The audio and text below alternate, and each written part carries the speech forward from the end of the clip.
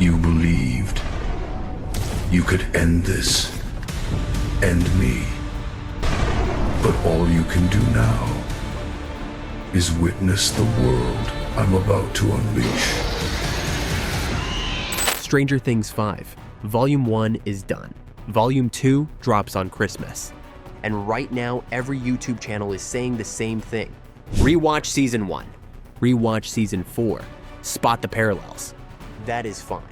But if you really want to predict what happens in Stranger Things 5 Volume 2, there is a better move.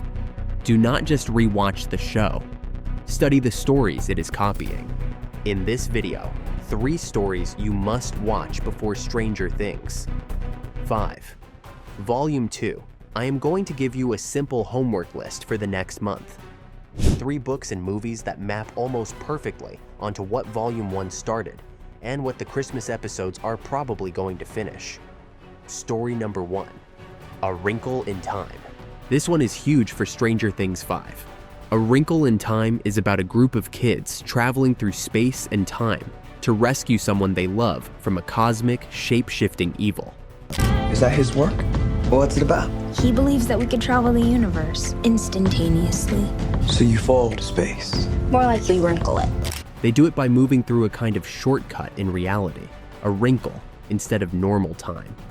The villain is not just a monster, it is a mind, a dark intelligence that wants to flatten free will and control everything. Sound familiar? In Stranger Things 5, Volume 1 sets up Will Byers as the beginning and the end. We have Dimension X, we have the Upside Down, we have Vecna acting like the face of a much bigger hive mind. If you watch or read A Wrinkle in Time before Volume 2, pay attention to 3 things. How the kids travel, how the darkness tries to control their thoughts, and how love and identity become literal weapons against a cosmic brain. Stranger Things has already remixed this once with 11. In Season 5, it feels like Will is about to get his own Wrinkle in Time arc.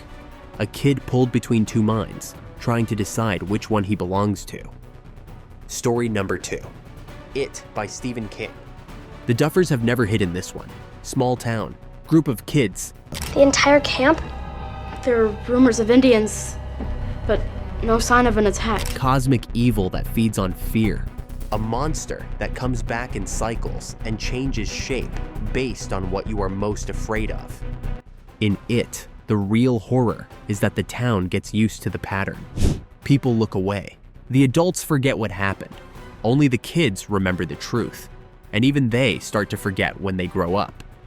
In Stranger Things 5, Volume 1, we are basically in the second cycle. The party is older. The threat is bigger. The town is traumatized.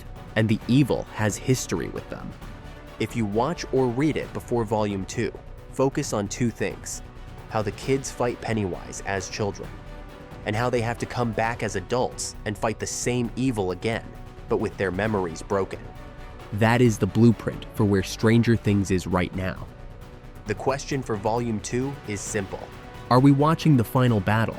Or are we watching the middle of a cycle that is going to repeat? There is also one more detail.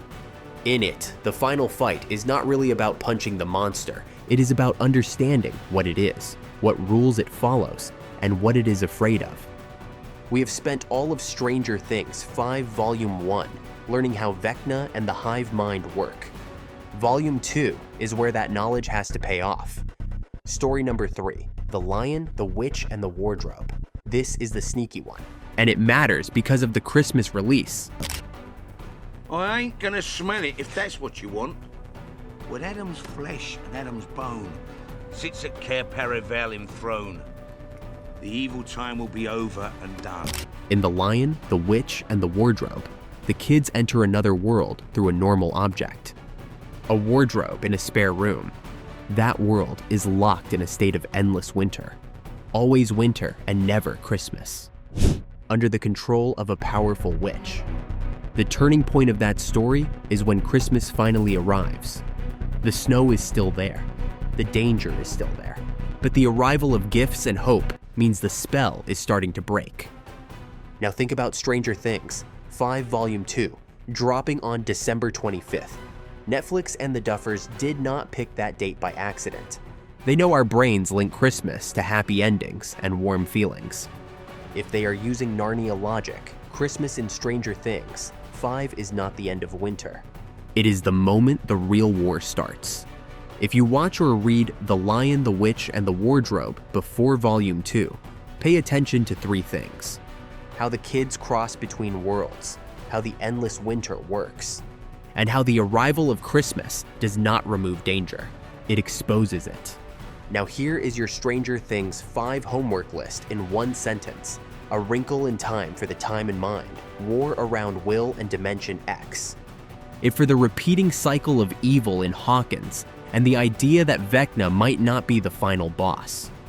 And The Lion, the Witch, and the Wardrobe for the way Christmas, portals, and endless winter worlds can all collide in the Volume 2 episodes. If you want to go all in, do one of these each week before December 25th.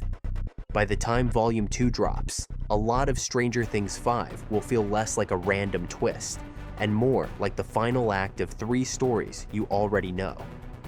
Now that you have your homework list for Volume 2, the next step is understanding why the party still is not strong enough to win. In my next video, I break down the level 20 problem in Stranger Things 5, why 11 still cannot beat Vecna in Volume 2, and what loot or power up the party needs before the finale. Click that next and let us keep getting ready for the Christmas episodes together.